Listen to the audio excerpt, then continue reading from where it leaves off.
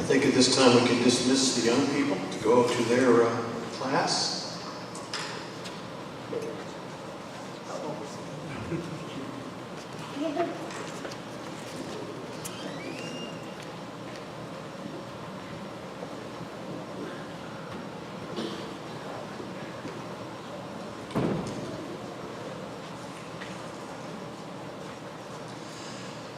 I want you just to think for a moment or two about the most difficult decision you've ever had to make.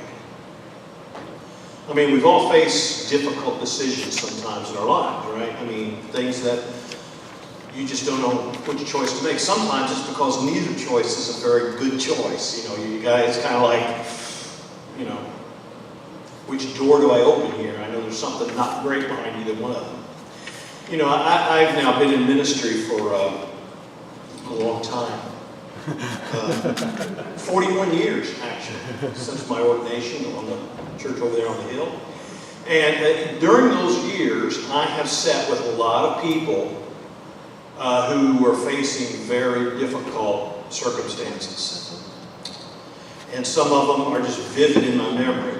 You know, I can remember sitting with families and they're wondering, you know, what should we do about life support?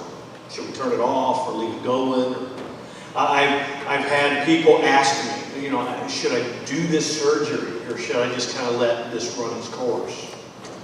You know, what are we going to do about mom? You know, she's got Alzheimer's and she really can't stay by herself anymore. We're just not sure what's best and what we should do. And you know, that's just a small sample. There are dozens of others. Some are almost unbelievable choices. What should I do? You know, what career should I choose? What school should I go to? You know, who should I marry? You know, where should I live? Where should I go? What should I do? Now, we've been following Abraham for several weeks on his journey of faith. And he's had to make a lot of choices too, hasn't he? I mean, as we've gone through, the Lord came to him and said, I want you to follow me and go to a land that I'm going to show you. And that was a difficult decision. Am I going to go or am I going to stay? And then even later, he said, you know, this land right around you is going to be a land that, you know, your descendants are going to inherit. And ultimately, you know, Abraham was faithful to God, and he built altars. He called on the name of the Lord, but he also, at times, made choices that were not so good. I mean, he followed God when he said, come and I'll show you a place, but he didn't leave everything because he brought Lot along with him, right? And it caused problems later. And instead of trusting God when there was a famine, he chose to go down to Egypt, and that created some problems because he decided to lie about his wife and said, you know, she's my sister.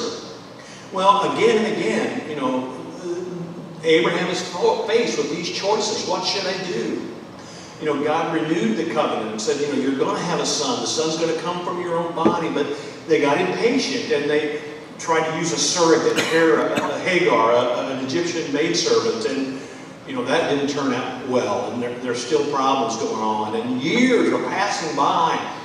Abraham and Sarah are getting older and older. And finally, 23 years after the initial call of God that said, I want you to go to this place that I'm going to show you. 23 years later, 3 heavenly visitors come and say, next year, when we come back, you're going to have a child. And that was a prophecy, of course, you recall, that Sarah responded to with laughter. And finally, in chapter 21, we see the birth of Isaac, whose name means laughter. I can just imagine the joy that his birth brought to Abraham and Sarah. You know, finally, I'm sure they were just bursting with happiness and joy. Finally, it seems everything is going smoothly. You know, the descendant is here, and Abraham knows the Lord. You know, he doesn't need my help. Nothing's too hard for him. You know, what can test my faith now? That's not a good question to ask. That's kind of like saying it can't get any worse, because sometimes it does, right? Well, it seems that everything's going smoothly, but then you turn the page and the first words of chapter 22 of Genesis say, sometime later, God tested Abraham.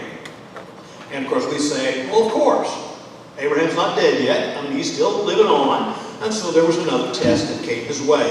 Now, I have absolutely, no doubt at all that if Abraham were here in the room today, and if he were able to get up and talk to us, he would say this is the most difficult decision he ever had to make in his entire life. The test that God was about to issue to him. He lives on after this. I mean, this isn't the end of his life. He doesn't die until chapter 25. But this was a tough decision, a tough choice. Now, in the Jewish faith, this passage has a special place. The Jewish people call this section of Scripture the Akedah, and that means, the word Akedah means binding, and that comes from down in verse 9, where it says that Abraham bound Isaac and prepared for the sacrifice. This really is kind of the climax of Abraham's story. In every life there are these big mountainous moments, and then there are times that maybe are the in-between times. Well, this is kind of Abraham's Mount Everest. It's a big time. And this is the last time, as we read the rest of his story, that God speaks to Abraham. He may have, but it's not recorded for us. And so this is kind of the final step in securing the faith journey of this man, Abraham. And this chapter, admittedly, is kind of hard for us. I mean, sometimes it can kind of cause us to scratch our heads and say, okay, wait a minute. Why God? Why would you ask such a thing? Why would you do this? Why would you do it this way? It doesn't make sense. I mean, Isaac was the promised child, right? He was the one through whom God was going to keep his promise. God had said, you know what, Abraham, you're going to have more descendants than stars in the sky. And Isaac is the one through whom I'm going to bless the world. And now, here's what God says in verse 2. You need to take your son, your only son, who you love, Isaac, and go to the region of Moriah. Sacrifice him there as a burnt offering on a mountain I will show you. How can God command Abraham to do this?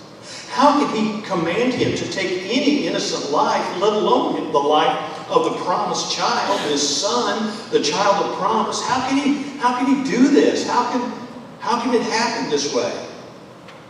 Now, whether you imagine ourselves, in the role of Isaac, who's there on the altar, or Abraham, who has the knife in his hand, getting ready to do the sacrifice, it's such a painful thing. I can't imagine it. I can't think about it very long. And to be honest with you, I don't think there's any way to know exactly how Abraham felt. The Scripture doesn't tell us how he felt. It just tells us what he did. Now, some scholars and some preachers kind of try to soften the impact of this a little bit. They'll say, well, it's only a test. Well, that's great. I understand it's only a test. But Abraham didn't know that, did he? God didn't say, okay, Abraham, I'm getting ready to test you. Here we go. No. And that happens in our lives too, doesn't it? Events happen, things come our way. There's usually not a big, the clouds form the letters, this is only a test, or I'm about to test you, or hold on just a little while. That doesn't happen. Usually, we don't really realize a test is a test until we look back. And we say, I can see now what happened as I came through those decisions that I made back there. Good or bad, I see them. I see what happened back there. I see what you're doing, God. It started way back there. Right? That's true in all of our lives. And so here, God comes to Abraham and he says, I want you to take your son and sacrifice him. Now, I really think that God did have a purpose in doing this, and I'll get to the purpose before we're done here today. But however you explain it, this is a defining moment in Abraham's life. It is kind of the hinge of the whole book of Genesis. It all kind of revolves right here. And there's no wonder later on in the Old Testament and even into the New Testament, it talks about the God of Abraham and Isaac and Jacob. This is kind of the like I say, the mountain peak. And however we try to explain it, this event is significant. Now, I do think God has some things in mind. And of course, one of the things that he had in mind was to just see how deep and how enduring Abraham's trust and faith in him really is. God wanted him, kind of like we, as we exert ourselves, we're strengthening our cardio system or whatever.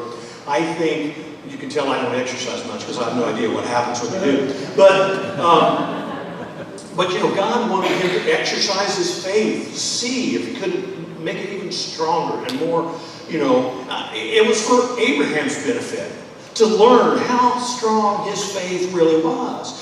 But I think God had a larger purpose in mind. I think a more lasting purpose, if you will, an eternal purpose in mind. Because I believe that in this event, God wants to look way ahead, thousands of years, to another son that would be sacrificed, that would give his life. This sacrifice is a very personal one to each of us. And of course, that's the gift of God's only begotten Son, Jesus. Well, let's go back to Genesis 22 and begin with the test. Some translations begin chapter 22 with the words, after these things, or something, as we read, sometime later. And then it was okay, after what things? How long later? And the answer is we really don't know. We really don't know. It could be referring all the way back to chapter 12 when God said, okay, you come and you go to a place where I'll show you, and everything that happened after that. And throughout this whole time, we've learned, Abraham was a man of faith. He wasn't perfect. He struggled. He had moments of triumph and moments of tragedy. Moments of faithfulness and moments of faithlessness. And we are the same way, are we not? I mean, if anybody could hold up their hand to say, no, I'm a perfect person of faith. I never slip. I never falter. I'm always climbing, always headed forward. If you want to raise your hand, you come up here and I'll sit out there and you can tell me how you did it, right? None of us is that way. And neither was Abraham. But here, in this situation, God said, here's what I want you to do. I want you to take your son, the son of promise, the son you waited 20 years for, 20 plus years for, and go to Moriah. And I want you to sacrifice him there as a burnt offering on one of the mountains. Now, did you notice how God said it? He kind of elongates the description. I mean, he could have just said, okay, take Isaac and go down, and here's what I want you to do. That's not what God said. He said, I want you to take your son, your only son, the son you love, Isaac. He's not a servant. He's not just a relative. He's a son. And he's his only son. Now, that's not entirely true, but I think you understand why God said what he said. He's the son of promise. There's not going to be another son of promise that's going to come along. Long after every possibility of having a child had faded away, God gave Sarah and Abraham Isaac. Ishmael is kind of faded from the scene. He is not the child of promise. And here is, he says, he's the son you love. He reminded him of just how significant this relationship was to Abraham and to Isaac. And then he says, his name, Isaac, laughter. He's the one that brought joy into your life. He probably recalled the celebration that they had. That's always a wonderful time, a blessed time to be there, just after a birth. Talk about happy, you talk about joyous, you talk about celebration. Wow, what a terrific event that is. And here is Abraham. Remember, this is the son Abraham loved. And I wonder if, as God went through that description, your son, your only son, the son you love, I wonder if each one of those descriptions kind of weighed Abraham down a little deeper each time. I just wonder. I wonder what he was thinking. I wonder if he thought, oh, not my son, not Isaac, not the son I love. Verse 3. Early the next morning, Abraham got up, loaded his donkey. Okay, wait, time out. Hold on. Early the next morning? The next morning? I wonder how Abraham spent the night. Do you? I wonder if he wrestled a little. I wonder how much he slept that night. I know how much I would have slept that night. That would have been 0.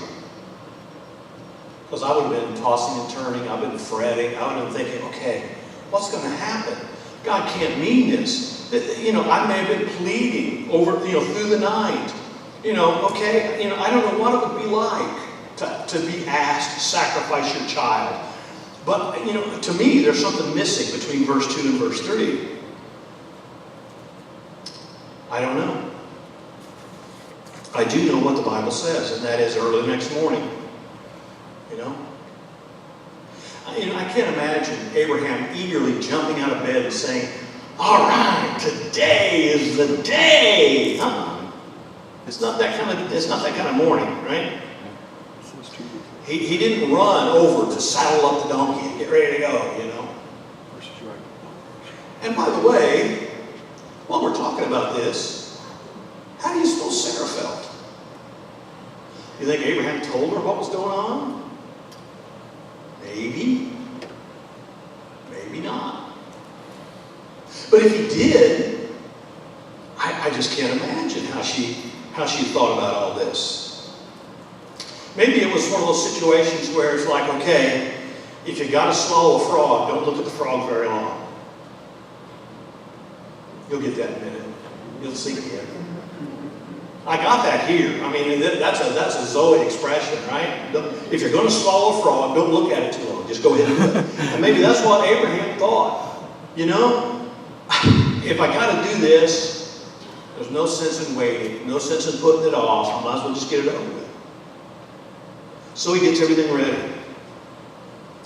He grabs a couple of trusted servants. He saddles the donkey. He gets ready to go.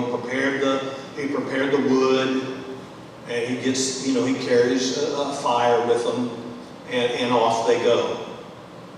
They start heading toward the place God told them about. Down in verse 4, they arrive in the area of Moriah. And, Abraham sees the mountain in the distance. Okay, that's where God wants me to go. So he told his servants, okay, you guys stay here with the donkey.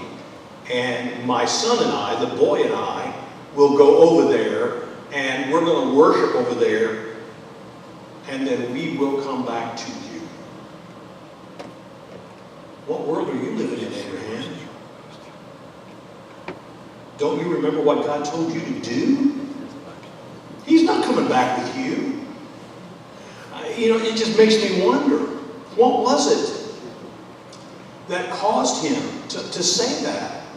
Maybe he expected a miracle. Maybe he expected a resurrection. He'd never heard of one. He'd never seen one. There'd never been one. But he thought, well, maybe, just maybe, it could happen. Something's going to happen. It has to happen. This is the child of promise. Maybe just deep down, he had this hope.